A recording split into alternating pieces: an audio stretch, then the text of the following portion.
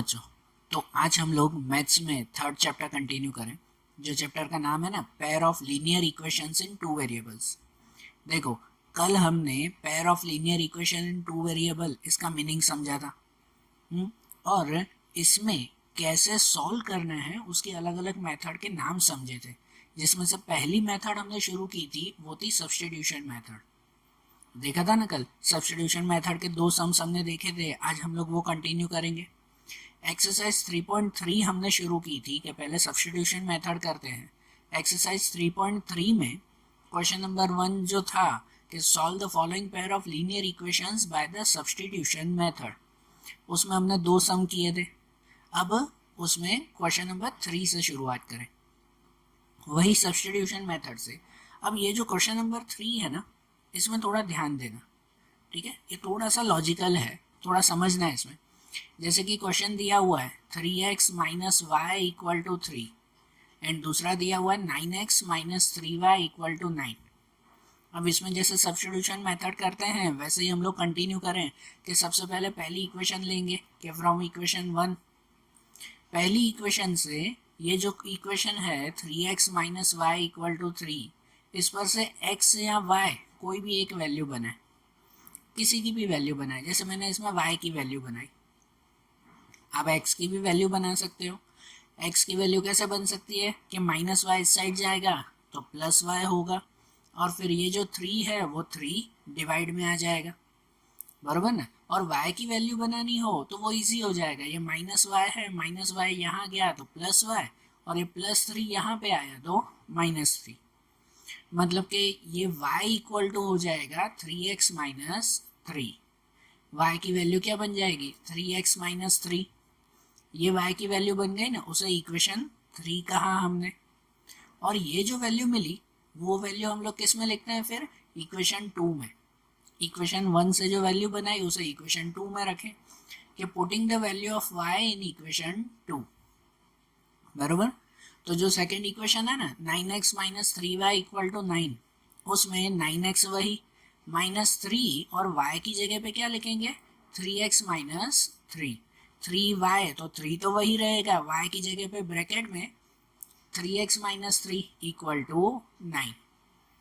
जिनके सॉल्यूशन में ये पहला 9x वही, ये जो माइनस 3 है वो माइनस 3 का अंदर दोनों से मल्टीप्लाई होगा कि माइनस 3 को 3x से मल्टीप्लाई करें तो माइनस 9x, और माइनस 3 को माइनस 3 से मल्टीप्लाई करें तो माइनस माइनस प्लस 9, बराबर ना। प्लस 9 इक्वल टू 9, जिसमें ये 9x माइनस 9x तो दोनों 9x कट हो जाएंगे, इस तरफ बचेगा 9 इक्वल टू 9। अब देखो ये कैसा आंसर बचा। हम लोग सब्स्टिट्यूशन मेथड में x और y की वैल्यू ढूंढते हैं। यहाँ तो x x ही कट हो गया तो वैल्यू क्या मिली, यहाँ तो दोनों नंबर ही बचे सिर्फ 9 इक्वल टू 9। x और y कोई वैल्यू नहीं मिली ना, तो इसका मतलब इसका कोई सॉल्यूशन नहीं बनेगा। जब दोनों नंबर इक्वल आ जाए ना तो उसके लिए कहते हैं कि the pair of linear equation has infinite many solutions, ठीक है, कि इनका सॉल्यूशन क्या कहलाएगा, इनफाइनाइट सॉल्यूशन कहलाएगा। अब यहाँ पर एक ये रूल समझो, ये रूल आगे भी आएगा, आगे की एक्सरसाइज में भी आएगा। अभी जस्ट ये रूल बता रहा हूँ, जहाँ भले आप लोग एक जगह पर नोट कर लो। आप लोग कोई भी मेथड से सॉल्व करो, substitution, elimination, cross multiplication, graph method, कोई भी मेथड से, जिसमें सॉल्यूशन करते वक्त एक्स वाई कट हो जाए, जैसे यहाँ एक्स एक्स कट ही हो गया तो एक्स ही नहीं मिलेगा, वाई भी नहीं मिलेगा। फिर जब अल्फ़ाबेट ही कट हो जाए और ऐसे नंबर मिलते हो, सिर्फ नंबर बचते हो, उस नंबर में भी अगर दोनों नंबर सेम बच जाते हो ना, जैसे 9 इक्वल टू 9, अगर दोनों नंबर सेम आते हो ना तो उसके लिए लिखते हैं इनफाइनाइट मैनी सॉल्यूशन। ये सॉल्यूशन कैसा कहलाया, इनफाइनाइट सॉल्यूशन, ठीक है ना। ये नोट कर लेना एक जगह पर, आगे की एक्सरसाइज में आएगा फिर से नोट करवाऊंगा, उसमें थोड़ा अलग मेथड से करेंगे। लेकिन इसमें समझो कि जब यहाँ पर सॉल्व करके आखिरी में सिर्फ और सिर्फ नंबर बचते हो ना और दोनों नंबर इक्वल आ जाते हो तो लिखते हैं इनफाइनाइट मैनी सॉल्यूशन। और अगर दोनों नंबर इक्वल नहीं आते हो ना, समझो एक्स एक्स तो कट हो ही गया, लेकिन नंबर भी अगर सेम ना आते हो, जैसे यहाँ 9 इक्वल टू 9 है, उसकी जगह पे ऐसे होता 5 इक्वल टू 9, बराबर, उसकी जगह पे क्या होता 5 इक्वल टू 9 होता, ऐसे होता कुछ। तो फिर अगर दोनों नंबर सेम ना आते ना तो लिखते no solution, infinite many solution नहीं, उसमें क्या लिखते हैं नो सॉल्यूशन, भाई इसका कुछ सॉल्यूशन नहीं है, बराबर। तो ये एक रूल ध्यान दे देना कि जब सॉल्व करते वक्त एक्स वाई अल्फ़ाबेट कट हो जाते हो और अगर नंबर सेम आते हो तो लिखते हैं इनफाइनाइट सॉल्यूशन, और अगर नंबर सेम न आते हो तो लिखते हैं नो सॉल्यूशन, बराबर है, ठीक है ना। तो ये वाला जो सॉल्यूशन था ना, ये वाला जो क्वेश्चन, उस क्वेश्चन में कोई सॉल्यूशन नहीं मिला, उसमें इनफाइनाइट मैनी सॉल्यूशन लिखेंगे, एक्स वाई की वैल्यू मिलेगी नहीं, बराबर। तो जैसे थर्ड वाला क्वेश्चन देखा, अब नेक्स्ट देखें क्वेश्चन नंबर 4। क्वेश्चन 4 में भी है कि 0.2x plus 0.3y equal to 1.3 and 0.4x plus 0.5y equal to 2.3, ये दो इक्वेशन दी गई है, क्वेश्चन ये दिया हुआ है इसमें। अब इसमें देखो, जब क्वेश्चन ये दिया हुआ है ना, सबसे पहले अगर क्वेश्चन ही सही होता हो, मतलब कि अगर क्वेश्चन ही सुधरता हो ना, तो क्वेश्चन ही पहले सुधारने की ट्राई करनी चाहिए। क्वेश्चन कैसे सुधारते हैं, तो क्वेश्चन सुधारना मतलब कि जैसे देखो यहाँ क्वेश्चन पॉइंट में है तो हम लोग ये पॉइंट निकाल सकते हैं। अगर क्वेश्चन अपॉन में होता, फ्रैक्शन में होता, अपॉन में होता, तो हम लोग फ्रैक्शन निकाल सकते कि जिससे पहले क्वेश्चन सेम हो जाए, इक्वल हो जाए, बराबर ना, फिर इजीली सॉल्व करेंगे। तो देखो सबसे पहले क्या करेंगे, यहाँ देखो पॉइंट में जो है ना, डेसिमल्स में जो है, तो डेसिमल्स में सब में पॉइंट के बाद एक डिजिट है, सब में देखो एक डिजिट है, सब में ये कॉमन है कि 0.2 पॉइंट के बाद एक ही है ना, 0.3 1.3 पॉइंट के बाद एक ही डिजिट है ना सब में, दोनों इक्वेशन में। तो हम लोग ऐसा कह सकते हैं कि removing common decimal 0.1 from both decimals, both decimals या बोथ इक्वेशंस, कि इसमें सब में दोनों इक्वेशन में से 0.1 कॉमन है, उसे हम लोग निकाल देंगे, ठीक है ना। 0.1 जो कॉमन है उसे निकाल दे। 0.1 क्यों, क्योंकि पॉइंट के बाद एक ही डिजिट है इसीलिए। तो 0.1 निकाल देने से क्या होगा पता है, कि ये सब पॉइंट निकल जाएंगे, ये सिंपल नंबर हो जाएंगे। इसका मतलब 0.2 नहीं, उसकी जगह पे लिखेंगे सिर्फ 2x, 0.3 नहीं 3y, 1.3 नहीं 13, और दूसरी इक्वेशन भी 0.4 की जगह 4x, 0.5 का 5y और 2.3 का 23। तो अब ये दो इक्वेशन बन गई आपकी। ये जो दो इक्वेशन बनी, अब हम लोग नॉर्मली सॉल्व कर सकते हैं ना, जैसे सब्स्टिट्यूशन से करते हैं।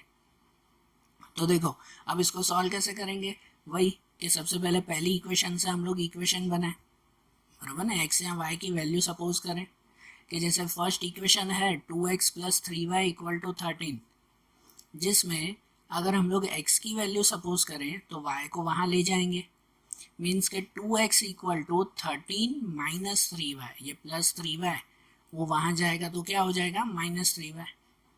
और अभी x की वैल्यू ढूंढनी है, तो इसका मतलब ये x के साथ जो 2 है वो 2 कहाँ जाएगा, डिवाइड में, means x equal to 13 minus 3y upon 2, ये हो जाएगा, इसे इक्वेशन 3 कहें। ये आपको x की वैल्यू मिली 13 माइनस 3y अपॉन 2, और ये जो x की वैल्यू मिलती है उसे हम लोग कहाँ रखते हैं, उसे फिर रखते हैं सेकेंड इक्वेशन में। हम लोग ऐसे लिखते हैं ना कि putting the value of x in equation 2। तो अब ये जो x की वैल्यू मिली ना 13 माइनस 3y अपॉन 2, उसे सेकेंड इक्वेशन में रखें। तो देखो अब नेक्स्ट के उसमें रखें कि यहाँ ये सेकेंड इक्वेशन है 4x plus 5y equal to 23, तो जिसमें ये 4 और x की जगह पर ब्रैकेट में क्या लिखा जाएगा, x की जगह पर ये पूरी वैल्यू 13 माइनस 3y अपॉन 2, जो वैल्यू हमने सपोज की 4 और x की जगह पर ये value plus 5y equal to 23, बाकी का तो वही लिखेंगे ना, ठीक है। तो अब देखो ये जो वैल्यू हुई ना, तो इस वैल्यू में अपॉन में जो है तो वो कट होता हो तो कट कर देंगे, जैसे 2 से ये कट हो जाएगा, 2 2 ज़ा 4, बराबर ना, 2 2 ज़ा 4 कट होगा, और ये जो 2 बचा ना, उस 2 का ये ब्रैकेट में दोनों के साथ मल्टीप्लाई, ये 2 का दोनों के साथ मल्टीप्लाई, 13 और 3y के साथ, मतलब 2 को 13 से करेंगे तो 26 और 2 को 3 से करें तो -6y, पीछे तो वही रहेगा +5y इक्वल टू 23, बराबर। तो अब y का प्लस माइनस करें और ये नंबर को उस तरफ ले जाएं, तो यहाँ पे -6y + 5y, तो -6 और +5 कितना बचेगा -1 ना, तो -1 मतलब सिर्फ -y इक्वल टू ये 23 वही और 26 को यहाँ ले आए तो -26, तो यहाँ -y इक्वल टू 23 - 26 कितना बचेगा -3, जिसमें से ये माइनस माइनस कट हो जाएगा तो y इक्वल टू 3 बचेगा। ये y की वैल्यू मिल गई ना 3, और ये जो वैल्यू मिल जाए उसे फिर कहाँ रखते हैं, उसे फिर रखते हैं हम लोग इक्वेशन 3 में।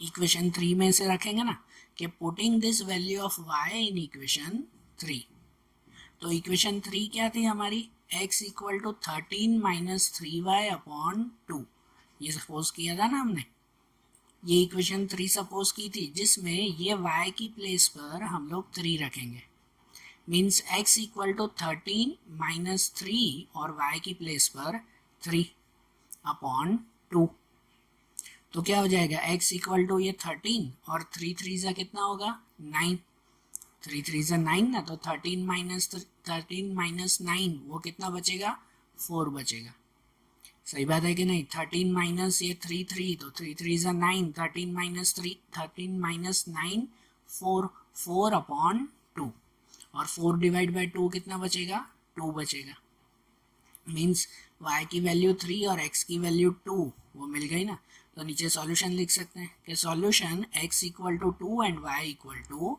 3, मिल गया ना सॉल्यूशन। अब समझ में आ रहा है ना सब्स्टिट्यूशन मेथड कैसे करनी है, क्लियर हो रहा है ना।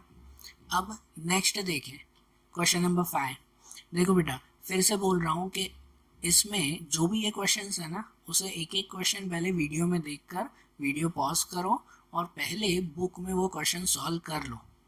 आप लोग जैसे क्लास में करते हो उसी तरह से, कि पहले जैसे टीचर बोर्ड पर लिखते हैं तो वो सम पहले आप बुक में लिखते हो, फिर टीचर दूसरा सम लिखते हैं ना, तो इसमें भी एक सम कंप्लीट हो जाए तो पॉज करके पहले बुक में लिख लो, तो वो इजी होगा आपके लिए, फिर दूसरा सम शुरू करो, क्योंकि इसमें हर सम में कुछ ना कुछ डिफरेंस आएगा, तो एक एक सम करके अच्छी तरह से सॉल्व करते जाओ।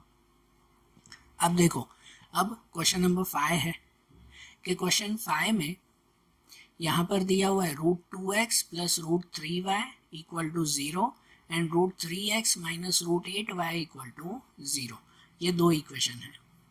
अब इसमें रूट दिया हुआ है ना, तो आप रूट नहीं निकाल सकते सब में, रूट हम लोग तब निकाल सकते हैं जब सब रूट सेम हो, मतलब यहाँ √2 √2 √2 √2 सब 2 रूट हो या सब 3 रूट हो, सब 8 रूट हो, तो आप सब में पहले रूट निकाल सकते हो, लेकिन यहाँ तो ऐसा है नहीं ना, तो इसलिए आपको ये सम रूट के साथ ही सॉल्व करना है। तो सब्स्टिट्यूशन मेथड में जैसे सॉल्व करते हैं प्रोसेस तो वही रखेंगे। सबसे पहले पहली इक्वेशन से सपोज करें कि फ्रॉम इक्वेशन 1, उसमें सपोज करें √2x + √3y इक्वल टू 0, जिसमें से अगर x की वैल्यू सपोज करनी है तो ये +3y को उस साइड ले जाएंगे, +3y यहाँ जाएगा तो -√3y हो जाएगा ना, 0 तो लिखे नहीं, means √2x equal to -√3y। सो अब जो x ढूंढना है तो ये जो √2 है वो √2 कहाँ जाएगा डिवाइड में, अब √2 डिवाइड में आएगा ना, means x equal to -√3y upon √2, ये बनी हमारी इक्वेशन 3, ठीक है। ये x की वैल्यू सपोज हो गई ना -√3y अपॉन √2, और ये जो वैल्यू सपोज हुई वो वैल्यू हम लोग कहाँ रखते हैं, वो रखते हैं फिर इक्वेशन 2 में। तो नेक्स्ट उसमें लिखें कि putting the value of x in equation 2, अब इक्वेशन 2 हमारी है √3x - √8y इक्वल टू 0, जिसमें ये √3 वही x की प्लेस पर क्या लिखेंगे -√3y अपॉन √2, x की प्लेस पर वो वैल्यू सपोज की थी ना इक्वेशन 3 में, पीछे वही -√8y इक्वल टू 0। तो अब देखो, अब यहाँ कट नहीं हो रहा है, पहले कैसे था 2 2 ज़ा 4 आगे के सब में कट हो गया था, यहाँ कट नहीं हो रहा है, तो क्या करेंगे कि ये √3 का ऊपर मल्टीप्लाई करेंगे, इसका सिर्फ ऊपर ही मल्टीप्लाई होगा, नीचे नहीं, नीचे तो कट होता है ना। तो √3 का ऊपर √3 से मल्टीप्लाई करोगे ना, तो √3 और √3 कितना होगा, ओनली 3।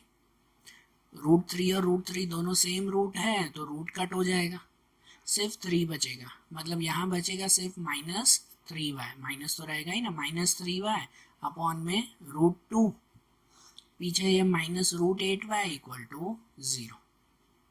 अब यहाँ पर ये अपॉन में √2 आया, तो सबसे पहले ये अपॉन वाला नंबर हटाना होगा, और अपॉन का नंबर हटाना हो तो क्या करना होता है, एलसीएम। यहाँ पे देखो √2 है 3y के अपॉन में, 8y के अपॉन में कुछ भी नहीं तो 1 हुआ, यहाँ 0 के अपॉन में भी कुछ भी नहीं तो 1 हुआ।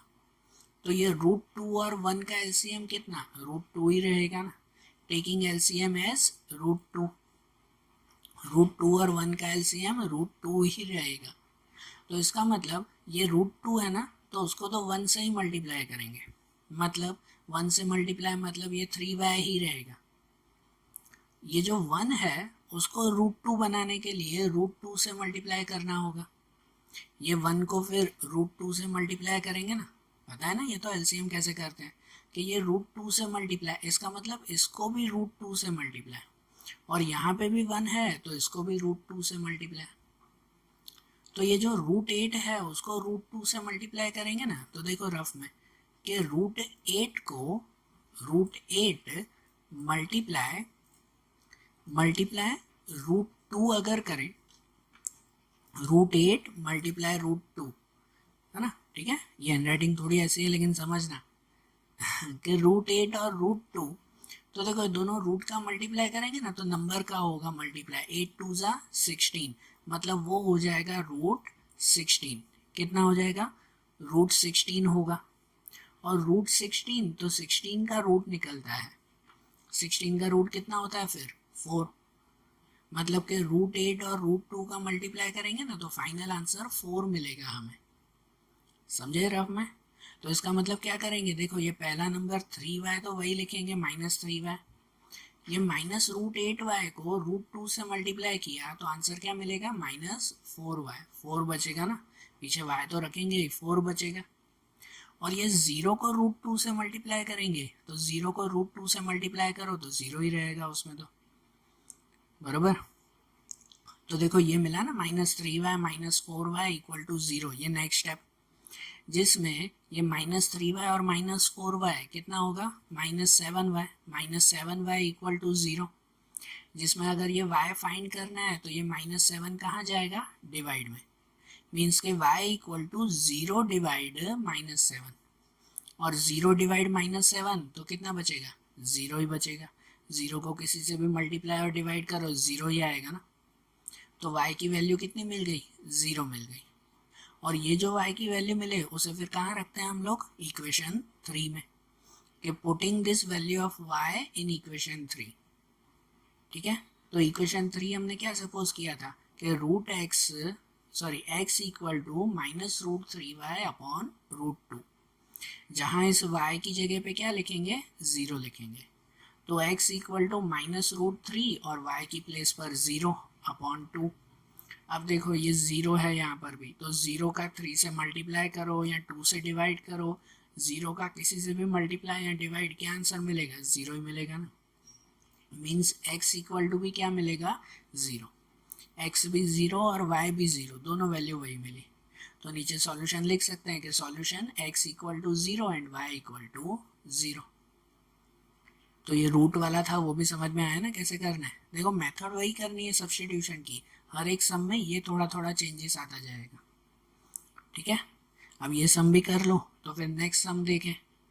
दूसरा क्वेश्चन है, अब क्वेश्चन नंबर 6, इसमें दिया हुआ है कि 3x upon 2 -5y upon 3 equal to -2, ये पहली इक्वेशन, और x upon 3 plus y upon 2 equal to 13 upon 6, ये दूसरी इक्वेशन, ये दो इक्वेशन दी गई है। अब यहाँ एक दूसरी बात भी समझ लो, पूरे चैप्टर के लिए समझ लो कि जब भी सबसे पहले अगर क्वेश्चन अपॉन में दिया हुआ हो ना, क्वेश्चन में कुछ भी अगर अपॉन में है ना, तो सबसे पहले ये अपॉन वाले नंबर आपको हटा देने हैं, ये नंबर हटा देने हैं। हटा देने मतलब कैसे हटेंगे, एलसीएम करके हटेंगे, बराबर। दोनों इक्वेशन में ये अपॉन में नंबर दिए हुआ है ना, सबसे पहले ये नंबर एलसीएम करके आपको हटा देने हैं। जब ये नंबर हट जाएंगे ना, उसके बाद ही आपका सम आगे शुरू होगा, समझे। तो देखो इसको सॉल्व कैसे करेंगे कि हम लोग सब्स्टिट्यूशन में क्या करते हैं, पहली इक्वेशन से शुरू करते हैं ना, कि फ्रॉम इक्वेशन 1, कि यहाँ इक्वेशन 1 है 3x upon 2 minus 5y upon 3 equal to -2। इस इक्वेशन से फिर हम लोग क्या करते हैं कि x या y की वैल्यू सपोज करते हैं, लेकिन यहाँ सपोज तब होगी जब पहले ये नंबर हटेंगे, अपॉन वाले नंबर हटेंगे एलसीएम करके। तो यहाँ अपॉन में 2 और 3 है, तो 2 और 3 का एलसीएम क्या आता है, 2 और 3 का एलसीएम 6, ये 2 3 इसके नीचे कुछ भी नहीं तो 1 हुआ, तो यहाँ 2 3 1 का एलसीएम 6 ही हुआ ना, कि टेकिंग एलसीएम एज 6। अब एलसीएम कैसे करते हैं कि ये 2 है, इसको 6 बनाना है तो उसको किससे मल्टीप्लाई करेंगे, 3 से मल्टीप्लाई करेंगे, 3 से ना, मतलब ये 3 को इससे भी और इससे भी ऊपर भी मल्टीप्लाई, ये 3 है तो इसको 6 बनाने के लिए किससे मल्टीप्लाई करेंगे, 2 से मल्टीप्लाई करेंगे फिर, बराबर ना। ये 3 को 2 से मतलब ऊपर भी 2 से मल्टीप्लाई, ऐसा ही करते हैं ना एलसीएम।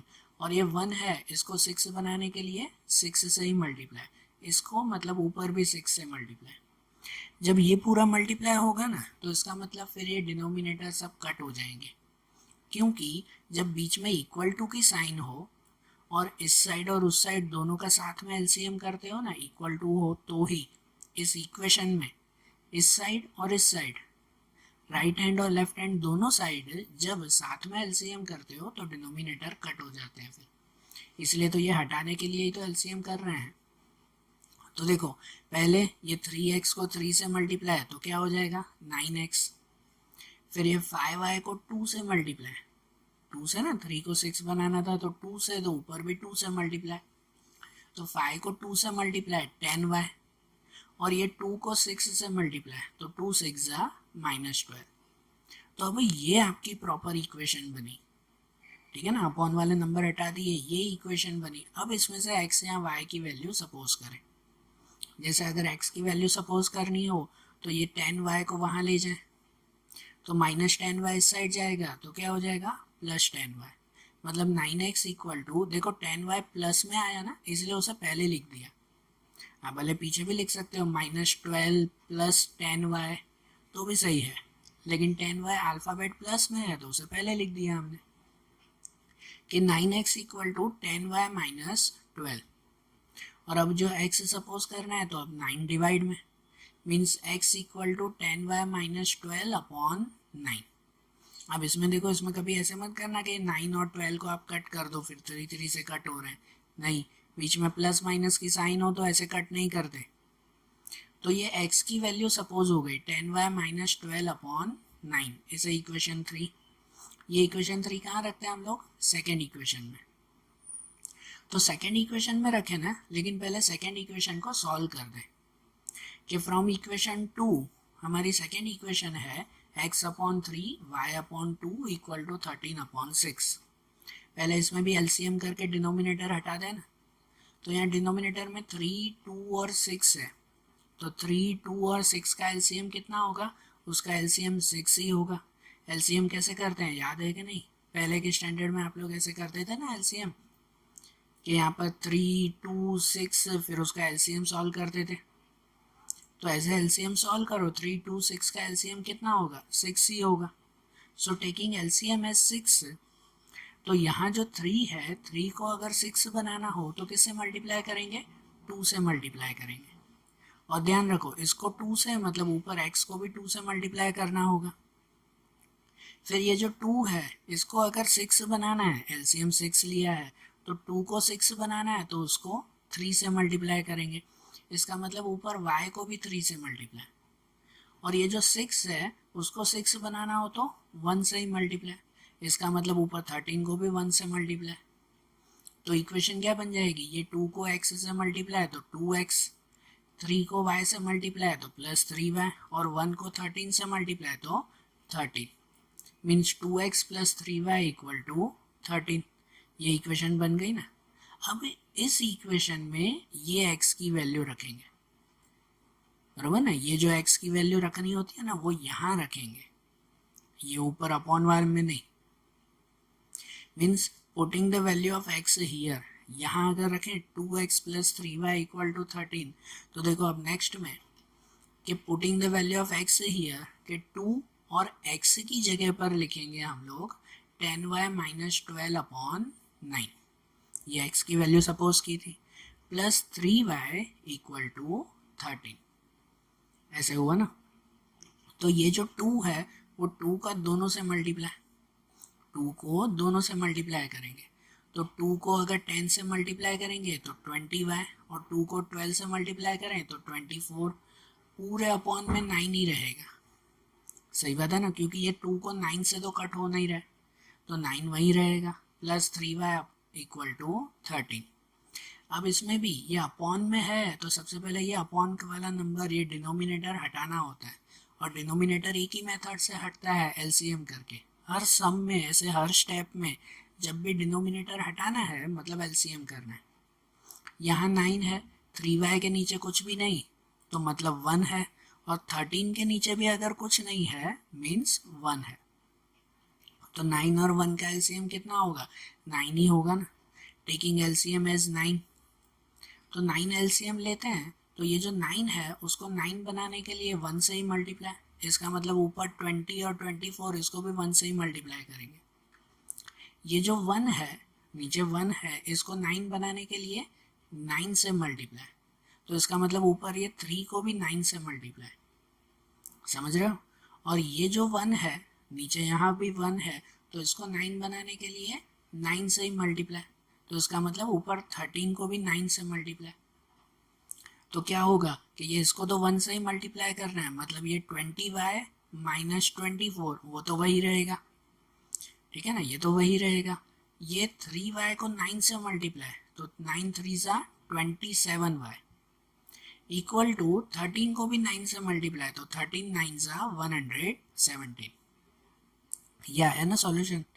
अब इसमें y एक तरफ और नंबर को एक तरफ ले आए, यहाँ y में 20y और 27y इन दोनों का प्लस, तो 20 और 27 47y, और ये जो -24 है ये -24 इक्वल टू के यहाँ ले आएंगे तो +24, तो 47y equal to 117 plus 24, means 47y equal to कितना होगा 141, दोनों का प्लस। और अब y ढूंढना है तो 47 डिवाइड में, तो y इक्वल टू 141 अपॉन 47, तो 141 को 47 से डिवाइड करो तो आंसर मिलेगा आपको 3। इसका मतलब y की वैल्यू कितनी मिल गई, 3 मिल गई।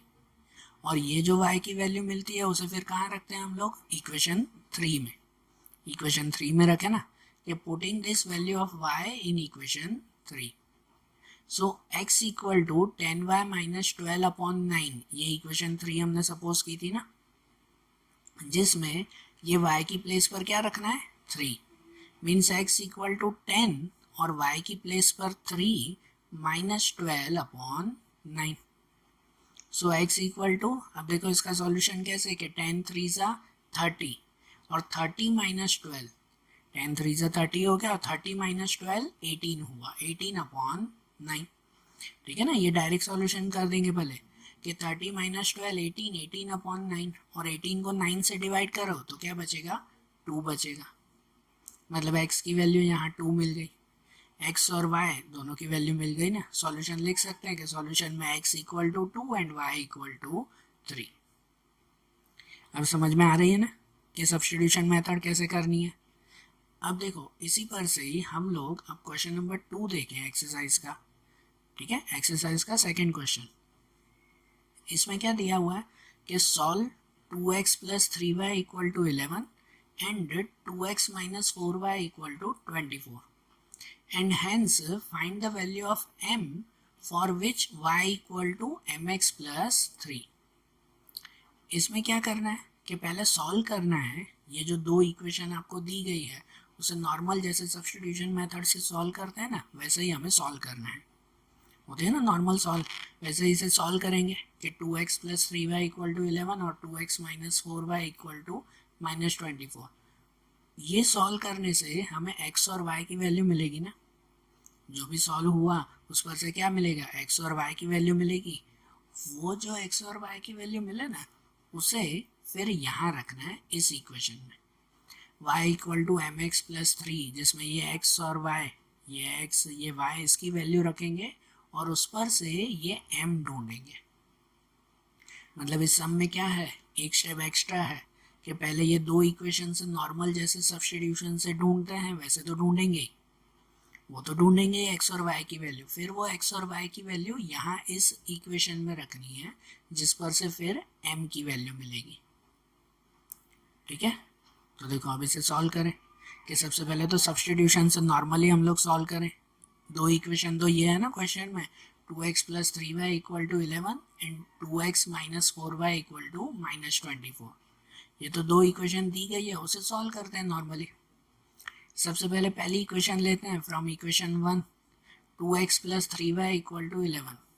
इसमें से अगर x सपोज करो तो y को वहाँ ले जाते हैं ना, तो 2x equal to 11 minus 3y। सो अब यहाँ पर जो x सपोज करना है तो ये 2 भी डिवाइड में, तो x equal to 11 minus 3y upon 2, ये थर्ड इक्वेशन सपोज हो गई, मिल गई ना x की ये वैल्यू। और ये जो x की वैल्यू मिली, थर्ड इक्वेशन मिली, उसे कहाँ रखते हैं फिर सेकेंड इक्वेशन में। सब में यही करते हैं ना, यही मेथड करनी है सब में, और कोई नहीं, कि ये जो x की वैल्यू मिली उसे हम लोग सेकेंड इक्वेशन में रखें कि putting the value of x in equation 2। तो देखो इक्वेशन 2 है हमारी 2x minus 4y equal to minus 24, तो जिसमें 2 और ये x की प्लेस पर क्या लिखेंगे, 11 माइनस 3y अपॉन 2, ये x की वैल्यू रखेंगे ना, पीछे minus 4y equal to minus 24, जिसमें देखो कि ये 2 कट हो गया, ये अपॉन में नंबर है यहाँ कट हो रहा है तो 2 कट हो गया, बचा सिर्फ यही 11 माइनस 3y, पीछे ये minus 4y equal to minus 24। तो यहाँ पर पहले ये y को अगर साथ में कर दें और नंबर उस साइड ले जाएं, तो ये माइनस 3y और माइनस 4y कितना हो जाएगा, माइनस 7y, माइनस 7y ना। और ये जो 11 है उस 11 को यहाँ ले जाएं तो प्लस 11 यहाँ जाएगा तो माइनस 11 में, तो माइनस 24 तो है ही, पीछे minus 11 means minus 7y equal to minus 24 and minus 11। तो माइनस 7y इक्वल टू कितना होगा, माइनस 35, माइनस 24 और माइनस 11 तो माइनस 35, जिसमें से ये 7 को फिर डिवाइड में ले जाएंगे, तो y equal to minus 35 upon minus 7, तो y इक्वल टू कितना मिल जाएगा, 5, माइनस माइनस कट हो जाएगा और 35 डिवाइड बाई 7 तो 5 मिल गया, ये y की वैल्यू मिल गई ना 5, बराबर। ये जो y की वैल्यू मिले उसे हम लोग कहाँ रखते हैं फिर इक्वेशन 3 में, बराबर। ये स्टेप ही आपको याद रखना है, पहले इक्वेशन 1 से जो वैल्यू मिले उसे इक्वेशन 2 में रखेंगे और उससे जो वैल्यू मिले उसे इक्वेशन 3 में रखेंगे, बराबर। तो अब ये y की वैल्यू इक्वेशन 3 में, putting this value of y in equation 3, ये वाली इक्वेशन में ये y की वैल्यू रखेंगे। तो देखो अब नेक्स्ट इसमें रखें वैल्यू कि x equal to 11 minus 3y upon 2, ये इक्वेशन 3 है, उसमें इस y की प्लेस पर क्या रखना है, 5, तो x equal to 11 minus 3y की प्लेस पर 5 अपॉन 2, तो x इक्वल टू, अब यहाँ देखो 11 माइनस 3 5 से कितना होगा, 15, 3 5 से 15 ना, और 11 माइनस 15 कितना बचेगा, माइनस 4 बचेगा। डायरेक्ट सॉल्यूशन ना इसका, 11 माइनस 15 तो माइनस 4 अपॉन 2, और 4 डिवाइड बाई 2 तो कितना मिलेगा, 2 मिलेगा, और साइन माइनस की, यहाँ नीचे माइनस नहीं है तो सिर्फ माइनस ही रहेगा ना, सो x इक्वल टू कितना मिलेगा हमें, माइनस 2 मिलेगा।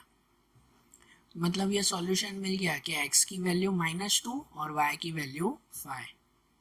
अब क्या करना था हमें, यहाँ तक आगे वाले सब सम में यहाँ तक x और y सिर्फ ढूंढते थे, लेकिन इसमें एक स्टेप आगे दिया हुआ है कि जो x और y की वैल्यू मिले उसे फिर दूसरी इक्वेशन में रखकर m फाइंड करना था। सो x और y की वैल्यू जो मिली ना, now putting the value of x and y in given equation, कि ये इक्वेशन है हमारी y equal to M X plus 3, ये इक्वेशन है ना, इस इक्वेशन में x और y की ये वैल्यू रखेंगे।